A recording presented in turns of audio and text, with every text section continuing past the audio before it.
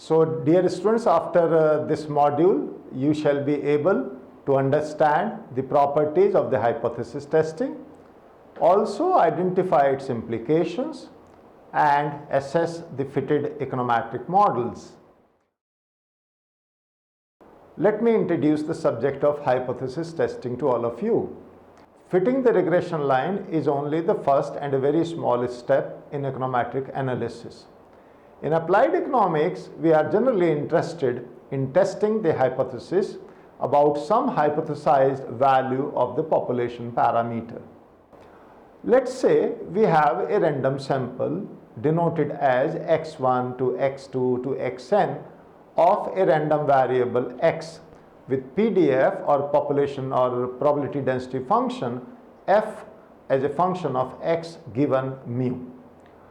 Regression analysis helps us to obtain the estimate of mu, say mu hat. Hypothesis testing implies deciding whether mu hat is compatible with some hypothesized value mu 0. To set up a hypothesis test, we formally state the hypothesis as a null hypothesis H0 as mu equal to mu 0 against an alternative hypothesis H1 which is denoted as mu not equal to mu 0, where H1, as I said, is called the null hypothesis and H1 is known as the alternate hypothesis. The question now is what does this hypothesis mean and what does it imply? Let's understand this. So let's start with the random variable x, that is x distributed normally with mean mu and variance sigma square. Now suppose we define our null hypothesis to be, as we defined earlier, hypothesis H0 is equal to mu 0 and mu not equal to mu 0 as the alternate hypothesis. So how do we proceed in such a situation? To proceed, the first step is to draw a sample from the population X and calculate its mean, which could be denoted as x bar. I am sure all of you would be familiar with that. Now the value of this x bar, which is obtained from repeated sample, will be normally distributed with mean mu 0 and variance sigma square by n. Now this is an inherent assumption which we generally make in our hypothesis testing. For estimation, this assumption of normality is not required, but for inference we have to make this assumption. Now null hypothesis being true resonates with the above explanation. Now such a distribution with the null being true is shown below with the help of the diagram, where you may find on the x-axis we are taking x bar. We have different values of this mean, which is sample mean x bar, and on the y-axis we have the frequency density function of x bar. And based on our assumption of normality, we have drawn this diagram, as you can see, which is a normally bell-shaped curve with the mean value mu 0.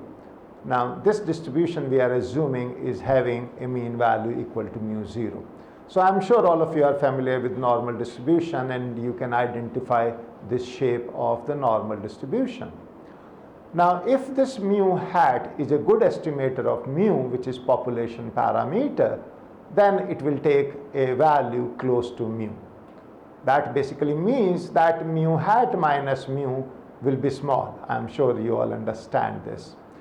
So if the null hypothesis is true, then mu hat minus mu 0 is nothing but is equal to mu hat minus mu plus mu minus mu 0. And this should be small, as mu hat minus mu is small, and the second term, which is nothing but mu minus mu 0, is 0. If the alternate hypothesis is true, then mu hat minus mu 0 is equal to mu hat minus mu plus mu minus mu 0, and it should be large, as mu hat minus mu and mu minus mu 0 are not equal to 0. So small or large depends upon the distribution of the estimator. So basically we are looking at the distribution of the parameter under the null hypothesis and the distribution of the parameter under the alternative hypothesis. That is the underlying logic behind this kind of a explanation. So in this model which has been set above, we don't expect x bar to be exactly equal to mu 0 because x bar may take different values in different repeated samples. So there is no reason to deny the possibility, but the chances are very rare that x bar will be equal to mu 0. If the mean is far off from mu 0, then there are two possibilities. Either reject the null hypothesis or do not reject the null hypothesis.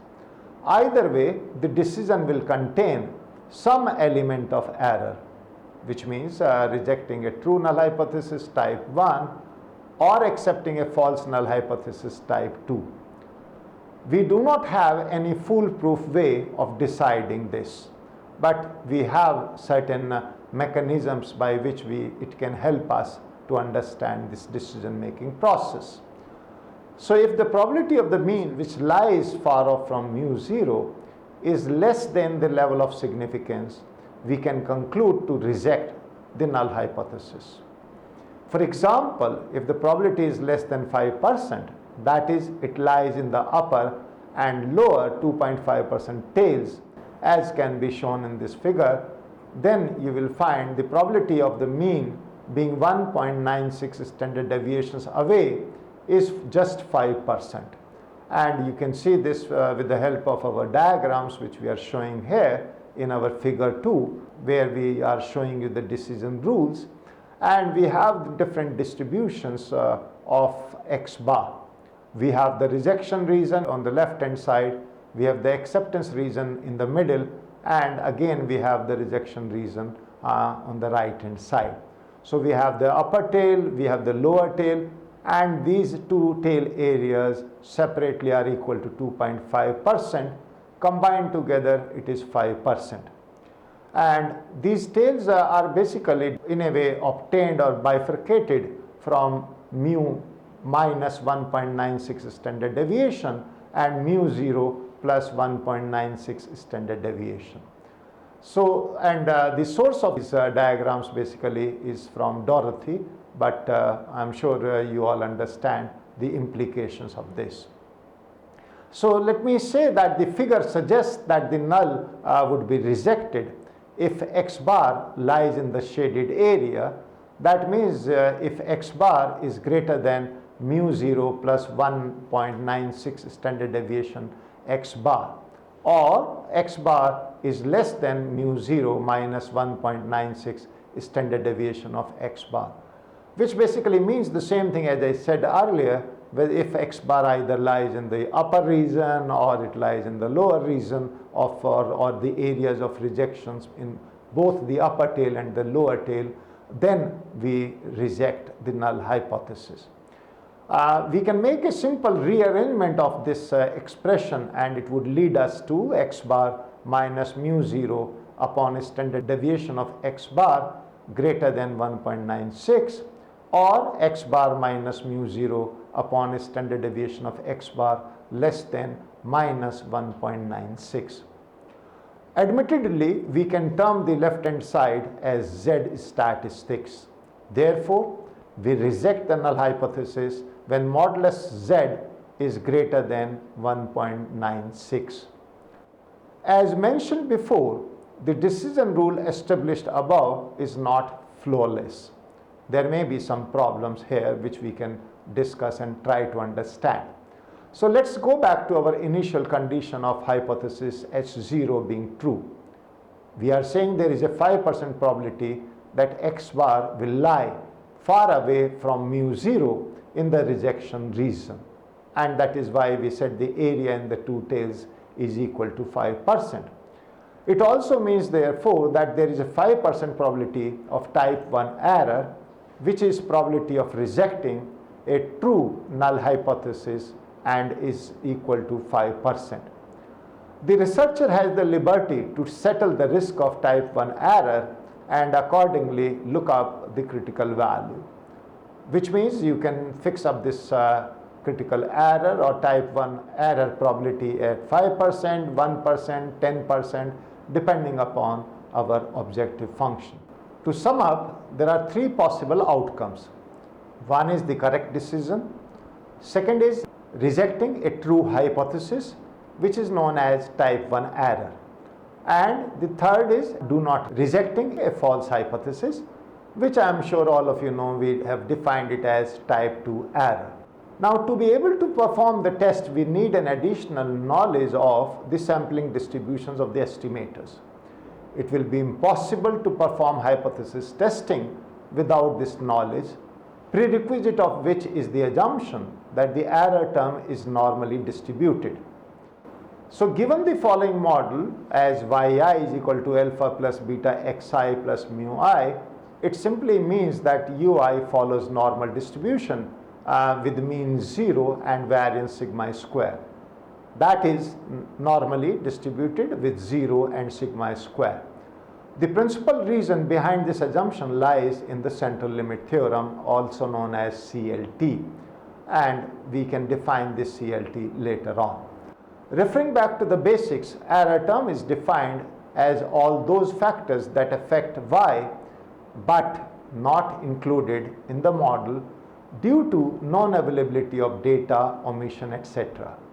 So we are saying there are different reasons that why we include this error term mu I. Now suppose these factors are random, then mu represents the sum of random variables. Hence, by applying CLT, we can undoubtedly impose normality assumption on the error term. Thus, we may say that this mu is distributed normally with mean 0 and variance sigma square. From this, basically, we derive the probability distributions of the estimators of alpha and beta. The estimators are in fact linear functions of mu, applying one of the properties of normal distribution, that is that any linear function of a normally distributed variable is also normally distributed. So which means that if mu I is normally distributed, all its linear functions would also be normally distributed. And this can be deduced as alpha hat would also be normally distributed with mean alpha and variance sigma alpha hat square. Similarly, beta hat is also distributed normally with beta as mean and variance as sigma beta hat square. Now with this background, we now set the foundation for hypothesis testing. So suppose we wish to test something about beta, as already mentioned, it follows from normal distribution, and therefore by standardizing it, we get z equal to beta hat minus beta upon standard error of beta hat, which is distributed as a normal distribution with 0 as mean and 1 as variance. So z is a standard normal variate. Now since sigma square is not generally known, therefore replacing the population estimator by its sample estimator, we get a new variable which comes out to be beta hat minus beta upon a standard error of beta hat. But now this is distributed as t with degrees of freedom n minus 2. Earlier we had the distribution as z, but now because of this substitution, we have the new distribution known as t distribution with degrees of freedom n minus 2. So hence we use t distribution to test the null hypothesis. The calculated value of t has different sampling distribution under the null and under the alternate hypothesis, being higher under the latter. A higher t would be consistent with the alternate hypothesis. Thus, a higher t would mean rejection of the null hypothesis. Some of the following examples intend to illustrate the theory which we have given above. Let's take the example as one, or first example. So suppose we have data on income and expenditure for 10 households given in this tabular form, table 1, income denoted as xt and expenditure as yt. So we have yt for these 10 households starting from 90 to 150, and the corresponding expenditures are, you can see and read from this table, ranging from 80, 100, 120 to going up to 260. Using the formula for our beta coefficients, we calculate the values here, and this calculation is shown here before you, where we have first calculated yt minus y bar, similarly xt minus x bar, and et hat. Having calculated all these, we substitute these values for beta hat, which is defined as sigma xt minus x bar into yt minus y bar upon sigma xt minus x bar whole square, and we get the value equal to 0.45. Now similarly, one can find out alpha hat, because alpha hat is defined as y bar minus beta hat x bar, and we obtain the value 35.72. So sigma hat square is equal to sigma et hat square upon n minus 2, and this is equal to 98.98 on substitution of the values of et hat, and sigma et hat you can calculate from the last column of this table by adding all these values. Now variance of beta hat therefore comes out to be equal to sigma hat square upon sigma xt minus x bar square. On substitution of these values of 98.98 and of sigma xt minus x bar square, we get this value of variance of beta hat equal to 0.0030. So all these are simple calculations which you can do either manually or maybe by use of your calculators, simple calculators. By running through the necessary calculations, the next is to test if income and expenditure are related, and therefore our null hypothesis is mainly that hypothesis S0 is beta equal to 0. So we want to test whether income and expenditure are related or not related. Beta is equal to 0, then there will be no estimated relationship between income and expenditure. Our alternative hypothesis is beta is not equal to 0, and let me in a passing say that this is a two-tailed test. So we have the test statistics T, which we have seen earlier is nothing but beta hat minus beta upon a standard error of beta hat. From the calculations, we can substitute the value of beta hat and of a standard error of beta hat, and beta is equal to 0. So what we obtain is 8.30. If the level of significance is 5%, then next step is to look out for the critical value at that level from T table. That is, we must try to find out what is the T critical value for 8 degrees of freedom. 8 is n minus 2, n for in our example is 10, therefore n minus 2 is equal to 8. Now these critical values from the table are equal to 2.306. So we can compare these critical values with the calculated value. What we find is that the absolute value of T exceeds the critical value, which implies that we can reject the null hypothesis, that is beta is significantly different from 0. In this case, the test is statistically significant. Hence, we can reject the null hypothesis. It simply means that the probability of the difference between beta hat and 0 is due to mere chance and is less than the level of significance, and thus can easily reject the null hypothesis. On the contrary, if the test is statistically insignificant, it implies that the probability of the difference between the estimator and the hypothesized value is more than the level of significance. Thus, we cannot reject the null hypothesis, which is also mentioned by Gujarati and Potter in their textbook of 2010. Let's take another example, where in this second example, we have the hourly earnings as a function of years of schooling. From this example, we have calculated the ANOVA table, which gives us the regression of earnings. It gives us the source of variation, sum of the squares of variations, SS, degrees of freedom, and mean sum of the squares, MS. So you have so many, in a way, output here, which gives you different informations, including number of observations, the F statistics, the probability of this F statistics, R squared, adjusted R square, and root mean square error, or root MSC. Now, if you look at the lower half of the table, we have the variables, we have the earnings, and these earnings are a function of S and constant. We have the coefficient values, standard errors, T values, P values, which are greater than modulus T, and we also have the 95% confidence interval. I'm sure many of you would be aware with some of these terms which we are using in this output.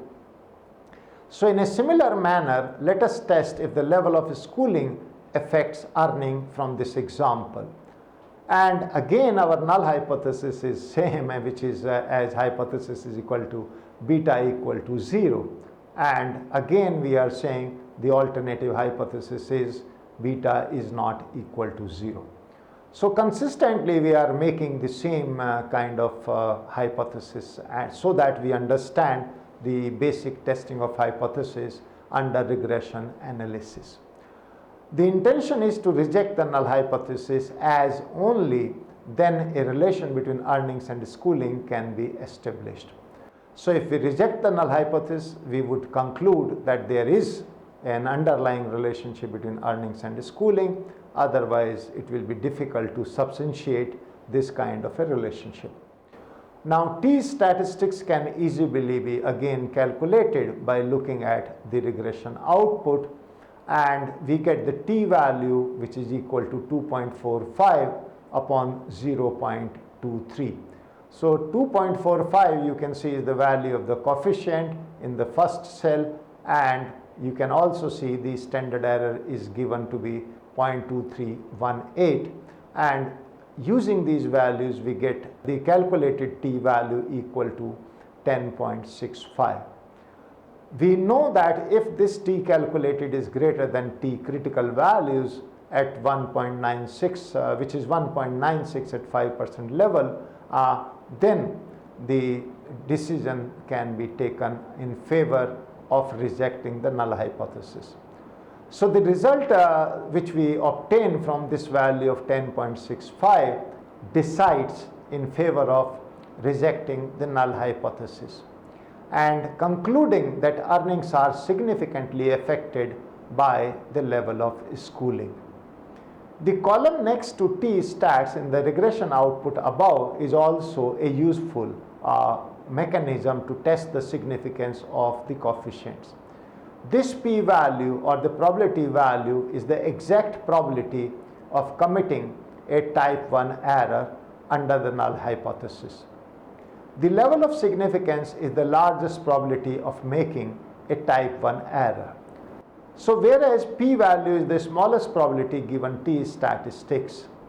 So if this P value happens to be smaller than the level of significance, because the probability of making the type 1 error is very small, we can safely reject the null hypothesis under that situation.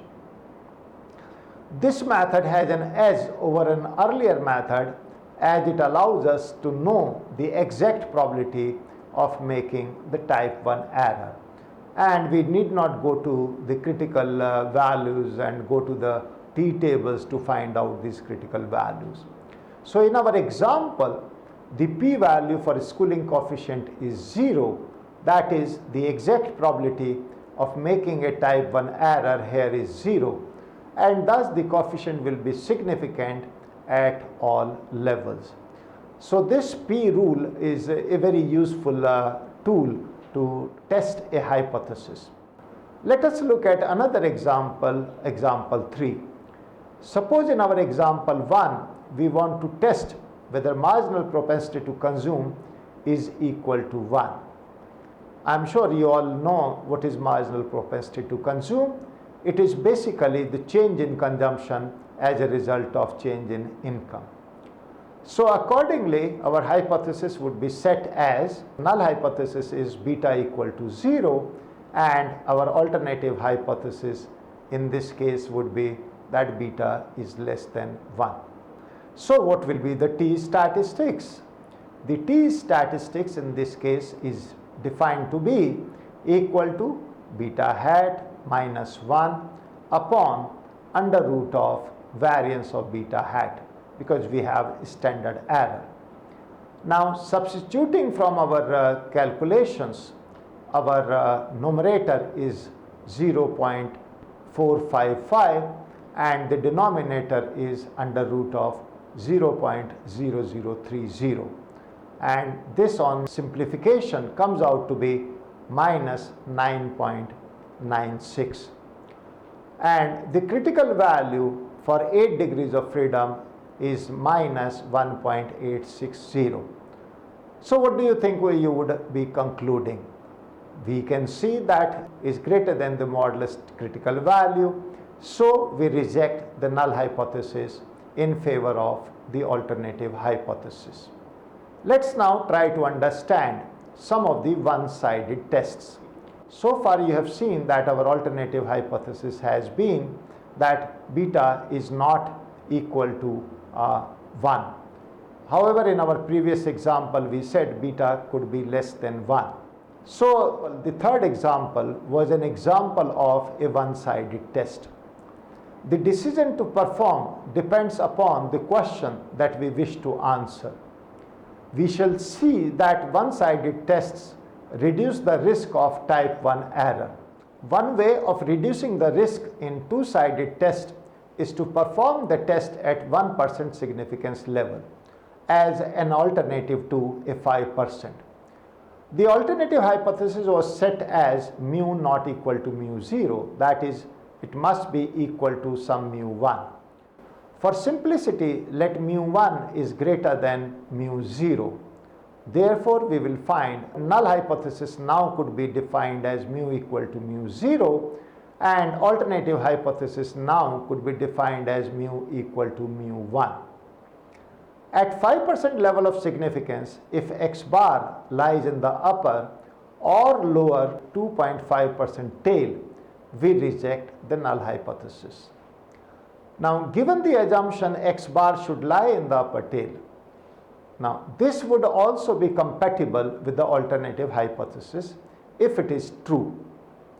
On the contrary, if it lies in the lower tail rejection region, the test would suggest to reject the null, although the probability of x bar lying there should be 0, given the assumption which we have made. So thus in such a case it would be logical to accept the null, which is reject hypothesis, as 0 only when it lies on the upper tail as shown in the figure below. So in this figure we again have the normal distribution of x bar, we have the density function of x bar, but now our area of rejection is the upper tail and we have denoted it as 2.5%, which is the upper tail. Now we could also perform a 5% test by just increasing this rejection region to that extent. Note that alternate could have another possibility where mu is greater than mu 0 or mu is less than mu 0. These are clearly one-sided tests, and it would be appropriate to consider the right and the left rejection region respectively for any conclusion. Thence, the principal reason for applying one-sided test should solely depend on the relevant question, theory and economic sense, and which is an example in our third case. The procedure for a two-sided test is as follows. We are saying for a two-sided test, your first step is set the hypothesis, the null hypothesis as 0 equal to mu equal to mu 0, and an alternative hypothesis as mu not equal to mu 0. Then calculate the test statistics t, which is distributed as t n minus 2. The third step is, given the level of significance alpha, find the critical value under alpha by 2 and across the degree of freedom. Call it t star. The fourth step is that if t, which is the t calculated, is greater than t star, reject the null hypothesis. This implies that mu is significantly different from mu 0.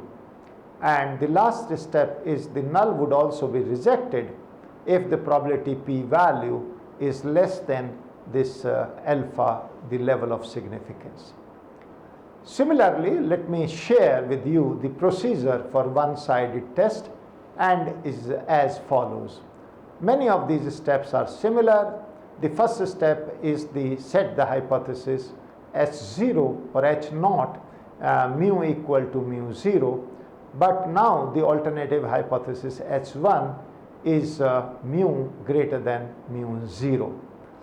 The second step is the same, which is calculate the test statistics t distributed as t n minus 2. The third step again is the same, that given the level of significance alpha, find the critical value under alpha and across the degree of freedom and call it t star. So the third step is similar to the third step earlier. Similarly, the fourth step is also similar. If t calculated is greater than t star t tabulated, reject the null hypothesis in favor of the alternative and conclude that mu is significantly greater than mu 0.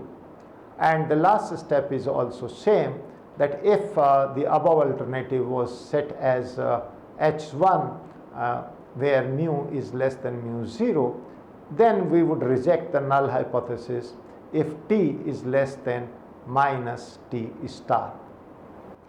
So let's conclude this module by looking at an example using both two-sided and one-sided tests. This is our example 4. In this given model with total number of observations as 20, we define p hat equal to 2 plus 0.90 w. The standard error for alpha is 0.10 and beta is equal to 0.05. Suppose we want to see if the price inflation and wage inflation rate is the same at 1. Thus we set the hypothesis as S0 equal to beta equal to 1 and H1 is beta is not equal to 1. This clearly is a two-sided test. Now calculating t statistics as t equal to 0.90 minus 1 upon 0.05, this comes out to be minus 2. The critical value at 5% level of significance with 18 degrees of freedom, which is Tc, is equal to 2.1. Therefore, you find that modulus T is less than Tc. Now, according to the rule, we do not reject the null hypothesis in this case. The estimated parameter has a coefficient less than the hypothesized value, but according to our test conclusion, the difference is not significant. A two-sided test does not reject the null hypothesis. Nevertheless, there could be a possibility where the rate of price inflation is less than the rate of wage inflation. Now, one plausible reason for this to happen could be increase in productivity. Certainly, it will lead to the other way around. That is, make the rate of price inflation more than the rate of wage inflation. So how do we know that? In order to know that, we reiterate the difference between the two tests. Let's perform the one-sided test now on the above example. So our new hypothesis now becomes S0 equal to beta equal to 1, but alternate hypothesis H1 now is that beta is less than 1. Now, with no other changes in the estimated model, t statistic remains at -2. But the critical value at 5% level of significance with 18 degrees of freedom now becomes Tc equal to 1.73. As you can see now that modulus T is greater than Tc, we can therefore reject the null hypothesis and conclude that coefficient of wage inflation is less than 1. That is, the rate of price inflation is less than the rate of wage inflation. Therefore, the above result can influence us to say that one-sided test has an edge over two-sided test. However, one should refrain from making such statements, as even though the possibility of beta greater than 1 can be excluded, the possibility of beta equal to 1 cannot be excluded unless we test for it. The statistical significance of a parameter depends fully on this t statistic, and the economic significance depends entirely on the magnitude of the regression coefficient and its sign. While concluding about the estimated model, one should be careful not to emphasize too much on either of these two. A variable can be economically significant but not statistically. There could also be a case where a variable could be statistically significant but not much relevant to the estimated model. Researcher therefore has to be very careful in finding a middle ground and at last presenting her concluding remarks. So let's summarize what we have learned in this module. So dear students, I am sure over these last half hour you would appreciate we have learned about hypothesis testing, that how it is the vital part of econometric analysis. We have also learned the tests explained in this module are associated with the simple linear regression model and form the foundation for the more general multiple linear regression model. Similarly, we have seen that significant result does not mean important, it simply emphasizes on statistical significance. Now, apart from having a sound knowledge of the terminologies like type 1 error, type 2 error, one-sided, two-sided tests, etc., it is also important to know how to present the results.